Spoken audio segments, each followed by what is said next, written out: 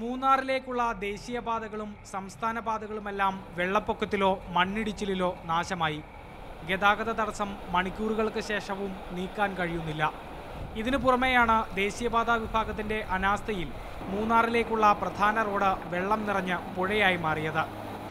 പറഞ്ഞാൽ വിശ്വസിക്കില്ല, കൊച്ചി ധനുഷ്കോടി ദേശീയപാതയിൽ പഴയ മൂന്നാറിന് സമീപം പാലം തകർന്ന പ്രദേശത്ത് നടു റോഡിലാണ് ഞാനിപ്പോൾ നിൽക്കുന്നത്. മണ്ണിടിഞ്ഞു വീണും വെള്ളപ്പൊക്കമുണ്ടായും മൂന്നാർ ഏതാണ്ട് പൂർണ്ണമായും ഒറ്റപ്പെട്ടു. ആവശ്യമായ ജോലികൾ വേണ്ട സമയത്ത് ചെയ്തു തീർക്കാതെ സൂചി കൊണ്ടെടുക്കേണ്ടത് തൂമ്പ കൊണ്ടെടുക്കുന്ന ജോലിയാണ് ദേശീയപാത അതോറിറ്റിയുടെ വകയായി അവിടെ നടക്കുന്നത്. ദോഷം പറയരുതല്ലോ, പറഞ്ഞ വാക്ക് ദേശീയപാത അതോറിറ്റി മാറ്റി പറഞ്ഞിട്ടില്ല. 7 മാസം മുൻപ് പാലം അപകടത്തിലായി റോഡ് കുളമായപ്പോൾ 10 ദിവസം കൊണ്ട് എല്ലാം ശരിയാക്കി തരാമെന്ന് പറഞ്ഞു. ഇപ്പോഴും അത് തന്നെ പറയുന്നു.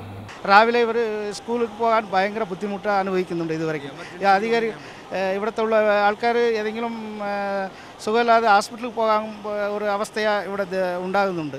അധികാരികൾ ഇതുവരെയ്ക്കും തിരിഞ്ഞു നോക്കിയിട്ടില്ല.